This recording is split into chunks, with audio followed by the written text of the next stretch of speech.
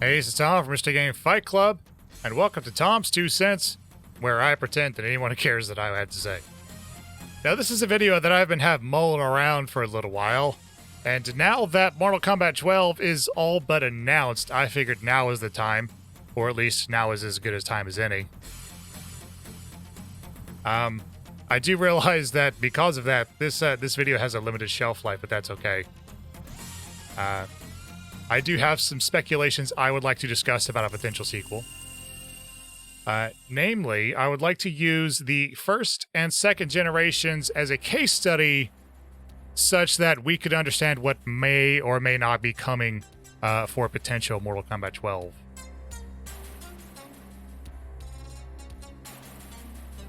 So, I have this idea that Mortal Kombat basically has a cycle that works in 4 different games, right? We have an experimental game that kind of tests the waters. They dip their toes into a system or two, which they then polish and reuse the good parts into what would then become the base of their next generation, where they then iterate upon that idea in the next game and then just throw everything in, including the kitchen sink and whatever the final game in that series may happen to be. So if we were to put that in the context of the first generation, well, we kind of have to throw that out the window. Well, not completely throw it out the window, but we have to. There's a little bit of wiggle room here, right? Because there's no experimental game here that predates the base game of Mortal Kombat 1. So we kind of have to like give it, the benefit of a doubt a little bit. But yeah, so in this case, Mortal Kombat 1 is our base, Mortal Kombat 2 is our iteration, and Mortal Kombat Trilogy is where we really push the limits here. Now, I'm calling Mortal Kombat Trilogy the third game in the series, even though Mortal Kombat 3, Ultimate Mortal Kombat 3, and Mortal Kombat Trilogy are all separate retail products. They're basically the same game.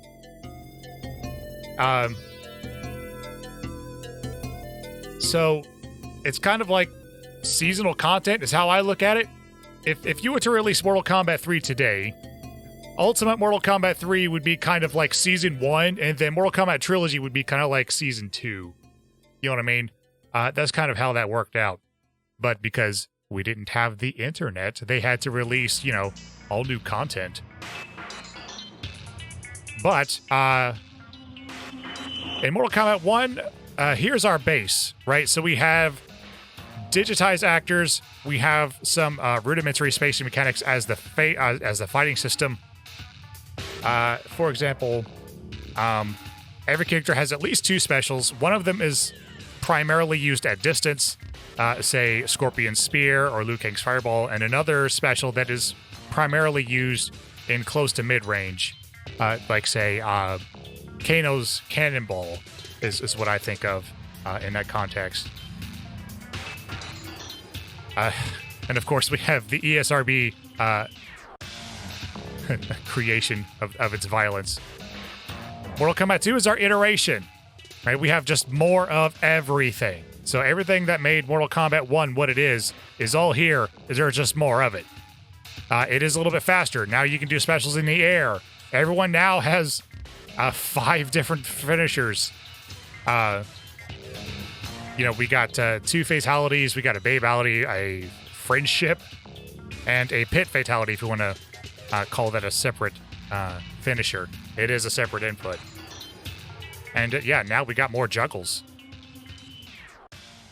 And so now our kitchen sink, everything that just pushes the limit of that exact system is Mortal Kombat Trilogy, which does introduce some new stuff. So we've got dialing combos here. And we have this humongous roster of just everyone who has been in the series or has been rumored in the series, such as Ermac. But I mean, despite that fact, there's not a whole lot that's different in Trilogy that you could not do in, say, Mortal Kombat 1 or 2. I mean, all the systems that you're more or less used to are all there. There's a run button. There's a run button and there's dialing combos. That's really about it. Okay, so again, Mortal Kombat 1 is our base, Mortal Kombat 2 was our iteration, and Trilogy is our just stretch that system to the limit. The second generation, we have the proper cycle where we have Mortal Kombat 4 as our experiment. Mortal Kombat 4 is a lot of things, but I think this is where they were really teething. 3D tech is brand new to them, so they had to really kind of be conservative on what they were trying to do here. And then we have Mortal Kombat 5, which is Deadly Alliance, and they took whatever they got from Mortal Kombat 4, and they took the good stuff and just they used that going forward. So let's take a look at the second generation here briefly. This is a completely new engine. We are in full 3D now, boys. No more digitized actors. We're looking at mocap now. And this is the game that introduced weapons and interactables. So there were, on occasions, there were some items on the floor that you could pick up and toss. And there was a separate input, like a special input, to use your weapon. Of course, the drawback was that all the dial-in combos were standardized, so everyone had the exact same dial combos. What was then different is what you could do after that. A common theme was to use the pop-up or the launcher, which was either high kick, down high kick for the short one, or the longer one was high punch, high kick, down high punch, and that would be a launcher, and then you could then follow up with a few juggles in some cases. But again, Mortal Kombat 4 was a lot of things. It was not exactly polished, but I'm calling that an experiment in 3D tech, which was then refined for their new base in that generation. So we still have the weapons, we still have interactables, we still have mocap actors. Except now, the focus is on, kind of the head games of being in close combat. There are, of course, projectiles and distance specials, but it's not like a huge deal in most cases. Oh yeah, and it's worth mentioning that this is the first console-only game in the series. Up to then, it was in the arcades first and then ported to consoles. But no, this went straight to 7th generation consoles. So that's PlayStation 2, GameCube, and original Xbox. And so it goes, right? Deception iterated on the things that Deadly Alliance did, and then Armageddon was just everything and the kitchen sink. I think they stretched the limit a little too far. You could say they pushed the limit a little too much. But that is the cycle in a nutshell, right? We have an experimental game. We have the new base that comes out of that experiment. We have the iteration of the base, and then we have the final game in that series, which stretches that system to its absolute limits. And for the current generation, that trend continued. Mortal Kombat 8 in the canon is Mortal Kombat versus DC Universe, which then gave way to its new base, which is Mortal Kombat 9 or 2011, which became the new start of the trilogy here, right? We got MKX and MK11. MK9 started out this open-ended combo system that MKX is just completely revamped and really kind of lets you do some crazy stuff. And then MK11 just ripped it wide open. Mortal Kombat 11 is this generation's trilogy, if you really think about it. It's not even that big of a stretch. Right, so we have the time travel mechanics that's kind of like a loophole. It's a very convenient, dumb loophole to throw in all the characters that they possibly could. And learning from their mistakes that they did in Armageddon, they didn't stretch it too far, right? They gave everyone the kind of breather room that they deserved, right? Everyone has their own unique combos, their own unique finishers. Everyone's allowed to breathe. So everyone that they included in the game is fully fleshed out. And you could even say that what they started way back here, Mortal Kombat versus DC Universe, kind of foreshadowed what they were doing with MK11, all the bonus characters and such. Which then brings us to what could be the next generation.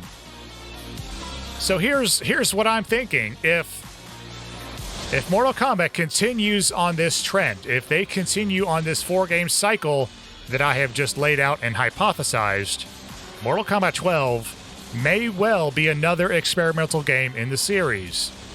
So it's not going to be like Mortal Kombat 11. It's not going to be like MKX. It's not going to be like MK9. It could be its own thing.